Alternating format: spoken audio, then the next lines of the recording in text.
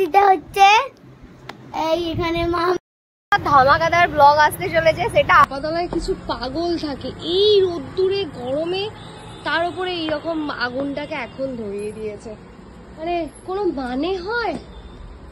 পুরো আমার সব ঘরে ধোঁয়ায় ধোঁয়া হয়ে গেছে। চলো। হ্যালো এভরিওয়ান, তোমরা সবাই কেমন আছো? আশা করি জানি সবাই খুব ভালো আছো, আমিও খুব ভালো আছি। চলো নতুন একটা ভিডিওর সাথে। সকালবেলা উঠে দেখতেই পেলে কিরকম হারে রোদ্দুর পড়েছে, তার মধ্যে এরকম আগুন টাগুন জ্বালিয়ে দিয়েছে, মাথা তো আমার ফুল গরম। তো এই গরম নিয়েই চলে এসেছি নিজের কাজ করতে। এদিকে শুভজিৎ বলে দিয়েছিল, দুটো কাজের দায়িত্ব দিয়েছিল, আবার গিয়েছিলাম শোরুমে, তো সেখানেও কাজ মিটিয়ে। কলকাতায় আমি কি করবি বল? আমার ভালো লাগছে না, পুরো লু হয়েছে লু। বুঝতেই পারলে বাইরে কিরকম রোদ্দুরটা ছিল। তো এই রোদ্দুরের মধ্যে আমি ভেবেছিলাম কলকাতায় যাব, কিন্তু না বেরোলে আমাকে 4টের সময় বেরোতে হবেই। দেখা হচ্ছে পরে। আর বাড়িতে ঢুকতে না ঢুকতেই এরকম একটা ওয়েলকাম ড্রিঙ্কস আমাকে শুভজিৎ পাজা বানিয়ে দিল। আর এখানে দিশার শার্ট টান হয়ে গেছে, আমি সমস্ত রান্না টান্না করেই গিয়েছিলাম। আর এদিকে দিশা গোপালকে সাবান মাখা যায়, ডুবে গেছে রেখে একটা নৌকা বানিয়ে। দিশা ওদিকে সমস্ত কাজ করে গোপালকে ভোগ দিয়ে ওদের খাওয়া দাওয়া হয়ে, আর আমি গিয়েছিলাম একটু ল্যাদ খেতে ঘুমিয়ে। আমি এই যে বেরোনোর সময় খেয়ে দিয়ে বেরোলাম, এখন আমাকে বেরোতে হচ্ছে।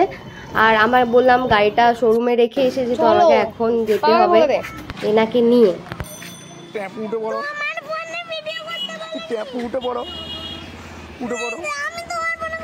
পাপাকে কি আনতে বলেছিল সেটাও ভুলে গেছে, তো তাই জন্য ওর একটু রেগে গিয়েছিল। আর শুভজিৎ কি করছিল, ওর ভিডিও করছিল। ও বলছে তোমার ফোনে আমি ভিডিও নেব না, তুমি যাও যাও। তারপরে এই দেখো চলে এলাম এই মন্দিরটা, আমি এখানে এসে দাঁড়াই। তো এখানে দাঁড়িয়ে একটু ফটো নিয়ে নিলাম। আর এই দেখো পুরো ফাঁকা। আর দিশার হেলমেটটা না আমার গাড়ির ডিগিতে ছিল, তার জন্য ওর হেলমেট ছাড়াই ওকে সেদিন যেতে ছিল, ওকে ক্লাসে দিয়ে দিয়েছি। এখানে আমাদের ম্যাডাম এসেছে। ম্যাডাম ঘাম ছুটে যাচ্ছে, মেয়েকে জল দিয়েছিস আগে বল? হ্যাঁ মেয়ে জল দিয়েছে। ভাত খেয়েছো? এক হাঁড়ি ভাত খেয়েছো? এক হাঁড়ি খাইনি, এক থালা খেয়েছি। এক থালা খেয়েছো? দেখ কত এবারে বল রিভিউ দে, খাবারের রিভিউ দে। খুব ঠান্ডা, এত ঠান্ডা রাত শেষই করবে। এই সালাই এনে কম ঠান্ডা আছে নাকি? তো প্রতিদিন জল আনতে ভুলে যায়, কারণ অফিস টফিস করে আসে সাধারণ। ও খুব তাড়াহুড়োর মধ্যে থাকে, মেয়েকে নিয়ে ছুটতে হয় ওকে। তো এখন আমরা চা খেতে চলে এসেছি, ওকে এনটা একটু প্যাক দিলাম। তো তারপর দেখো ও চা আনতে চলে গেছে। এখানে আমরা বসে চা খাবো, এখন এই ওয়েদারটা এনজয় করবো। আর সেদিনকে লাইভেও এসেছিলাম, তোমরা দেখেও ছিলে।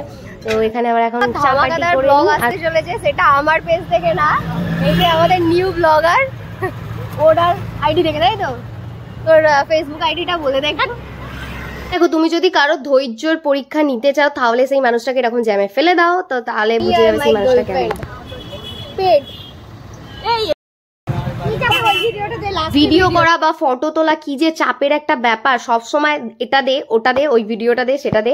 তো তারপরে এই যে তারা মায়ের দর্শন করে এবারে বাড়ির দিকে যেতে হবে, কারণ দিশার ক্লাস ছুটি হয়ে গেছে। ওখানে ওরা একটু খেলে নিয়েছে, ওরা ওখানে প্রতিদিনই একটু করে খেলে নেয়।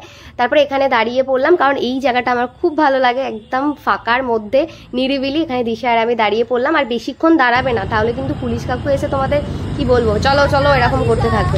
তো চলো এবারে আমরা বাড়ির দিকে যাওয়া যাক। কিন্তু তখনও তো সন্ধ্যেতে যদি না ভিটামিন এফ নিলাম, তাহলে আর কি করলাম। তারপর এখানে ফুচকা খেতে চলে এসেছে, আর ফুচকা আমার কতটা প্রিয় তোমরা সবাই জানো। তো তারপর বাড়ি চলে এলাম। বাড়ি চলে এসে আগে ফ্রেশ হয়ে নি, দেন দিশাকে খাওয়াতে হবে, গোপালকে ঘুম পাড়ানো আছে, সমস্ত কাজ হয়ে গেছে, দিশাকে খাওয়াতে বসে গেছি। আর আমি ভেবেছিলাম সেদিন খাবো না, কিন্তু লাস্ট পর্যন্ত আমার সাথে যেটা হলো, এখানে ওদের সবাইকে খেতে দিয়ে দিয়েছিলাম, দিশাকে আগে খাইয়ে দিয়েছিলাম। তারপর এখানে আমি বসে দিব্যি ফোন ঘাঁটছি। তারপরে একটা মানুষ হঠাৎ করে এরকম জোরজাবস্তি করে আমাকে খাওয়াচ্ছে। ভাবো,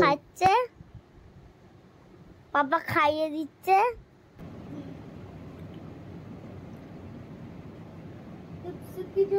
সত্যি ভালো হয়েছে তরকারিটা। তুমি শুধুও খাবে নাকি?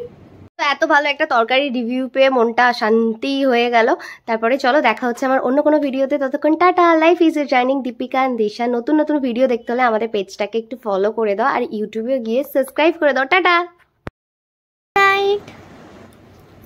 টাটা।